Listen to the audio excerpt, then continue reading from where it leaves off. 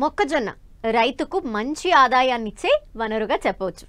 వరి తర్వాత తెలుగు రాష్ట్రాల్లో సాగవుతున్న ప్రధాన ఆహార ధాన్యపు పంట కూడా ఇదే. తక్కువ పంట కాలం, దిగుబడి ఎక్కువగా వస్తుండటంతో చాలా మంది రైతులు మొక్కజొన్న పంట వేయటానికి మొగ్గు చూపుతున్నారు. ప్రస్తుతం రబీ మొక్కజొన్న విత్తే సమయం కావటంతో ఈ పంట సాగుకు రైతులు సిద్ధమవుతున్నారు.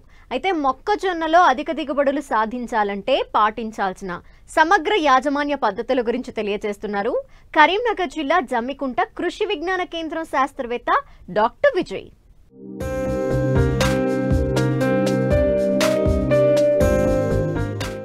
స్థిరమైన నమ్మకమైన రాబడినిచ్చే పంటగా మొక్కజొన్న రైతుల ఆదరణ పొందుతుంది. వాణిజ్య పంటల్లో ఒకటిగా మారిన మొక్కజొన్నను ఖరీఫ్లో వర్షాధారంగా, రబీలో నీటి పారుదల కింద సాగు చేస్తూ ఉంటారు రైతులు. మొక్కజొన్నను ఆహార పంటగానే కాక పశువులు, కోళ్ల దాణాలో ప్రధాన ముడి సరుకుగాను, చొప్పను పచ్చి మేత కోసం సాగు చేస్తారు. పేలాలు, స్వీట్ కార్న్గా, బేబీ కార్న్గా ఇలా వివిధ రకాలుగా మొక్కజొన్నను సాగు చేసేందుకు పలు రకాల హైబ్రిడ్లు అందుబాటులో ఉన్నాయి. రబీ మొక్కజొన్నను నీటి పారుదల కింద అక్టోబర్ మొదటి వారం నుంచి నవంబర్ వరకు విత్తుకోవచ్చు. అయితే అధిక దిగుబడులను సాధించాలంటే నేల యాజమాన్యం, విత్తన మోతాదు, విత్తే సమయం, ఎరువులు, కలుపు యాజమాన్యం ముఖ్యమంటూ రైతులకు సమగ్ర యాజమాన్య పద్ధతులను తెలియచేస్తున్నారు కరీంనగర్ జిల్లా జమ్మికుంట కృషి విజ్ఞాన కేంద్రం శాస్త్రవేత్త డాక్టర్ విజయ్. ముఖ్యంగా మనం సాగు చేసే మొక్కజొన్న పంటలో కనుక చూసుకున్నట్లయితే విత్తే కాలము రబీలో సాధారణంగా మనకు తొలకరి వర్షాలు పడిన వెంటనే అక్టోబర్ నుండి నవంబర్ వరకు ఈ పంటను సాగు చేసుకోవడానికి సమయం ఉంటుంది. విత్తన మోతాదు కనుక చూసుకున్నట్లయితే సాధారణంగా ఎకరానికి 8 కిలోల విత్తనము సరిపోతుంది. ఈ 8 కిలోల విత్తనాన్ని మనము నేల దుక్కి తయారు చేసుకునేటప్పుడే బోదెలు కాలువల పద్ధతిలో దుక్కి తయారు చేసుకొని బోదెకు 1/3 వంతు ఎత్తులో విత్తనాన్ని విత్తుకోవాలి. ఆ విధంగా విత్తుకున్నట్లయితే మనకు వరుసకు మధ్య దూరము, అదేవిధంగా మొక్కకు మధ్య దూరం కూడా సరిగా ఉండే విధంగా చూసుకోవాలి. ముఖ్యంగా మొక్కజొన్న పంట విత్తుకునేటప్పుడు వరుసకు 60 సెంటీమీటర్లు, అదేవిధంగా మొక్కకు మధ్య 20 సెంటీమీటర్ల దూరం ఉండే విధంగా విత్తుకోవాలి. మంచి హైబ్రిడ్ రకాలు ఉన్నా రైతులు అంతగా దిగుబడి తీసుకోలేకపోతున్నారు. సారవంతమైన నేలల్లో సాగు చెయ్యకపోవడమే కాకుండా కలుపు నివారణ సరిగ్గా చెయ్యకపోవడంతో పెద్దగా దిగుబడులను ఆశించలేకపోతున్నారు. శాస్త్రవేత్తల సూచనల మేరకు ఎరువులు, నీటి యాజమాన్యం చేపడితే మంచి దిగుబడులను సాధించవచ్చు. ముఖ్యంగా కనుక సిఫారసు చేసిన నత్రజని ఎరువును తీసుకున్నట్లయితే 1/3 వంతు దుక్కిలో, తర్వాత 1/3 వంతు పైరు మోకాలు ఎత్తు దశలో ఉన్నప్పుడు, అదేవిధంగా మిగతా భాగాన్ని పంట వచ్చే దశలో వేసుకోవాలి. మొత్తం భాస్వరం ఎరువును చివరి దుక్కిలో, అదేవిధంగా పొటాషియం కనుక చూసుకున్నట్లయితే 1/3 వంతు దుక్కిలో, 1/2 వంతు పైరు మొకాలు ఎత్తు దశలో ఉన్నప్పుడు ఎరువుల యాజమాన్యం పాటించాలి. ఈ విధంగా సమగ్ర ఎరువుల యాజమాన్యం పాటించినప్పుడు మనకు అధిక దిగుబడులు సాధించడానికి అవకాశం ఉంటుంది. దానితో పాటు ముఖ్యంగా మనకు మొక్కజొన్న పంటలో పోషక లోపాలు ఎక్కువగా రావడం జరుగుతుంది. ఎక్కువగా మనం గమనించే పోషక లోపాలు ఒకటి భాస్వరం పోషక లోపము, అదేవిధంగా జింకు పోషక లోపము.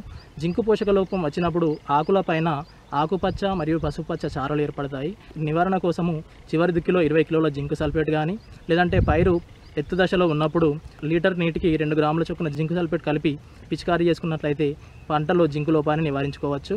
అదేవిధంగా ఫాస్ఫరస్ లోపాన్ని కనుక గమనించినట్లయితే మనకు ఆకుపచ్చ ఆకులు అన్నీ ఎరుపు నుండి నీలి రంగులోకి మారుతాయి. ఇటువంటి లోపాన్ని గమనించినప్పుడు DAPని 2% తీసుకొని లీటర్ నీటికి కలిపి పిచికారీ చేసుకోవడం వల్ల భాస్వర పోషక లోపాన్ని నివారించుకోవచ్చు. మొక్కజొన్నలో కలుపు యాజమాన్యం అనేది చాలా కంపల్సరీ. మనం పంట విత్తిన 40 నుంచి 45 రోజులలోపు కలుపు యాజమాన్యాన్ని కనుక పాటించినట్లయితే అధిక దిగుబడులు సాధించే అవకాశం ఉంటుంది. విత్తనం విత్తిన వెంటనే 48 గంటల లోపల నేలలో తేమ ఉన్నప్పుడు మనకు కలుపు నివారణ కోసము అట్రజిన్ అనే మందును కనుక పిచికారీ చేసుకున్నట్లయితే కలుపును నివారించుకోవచ్చు.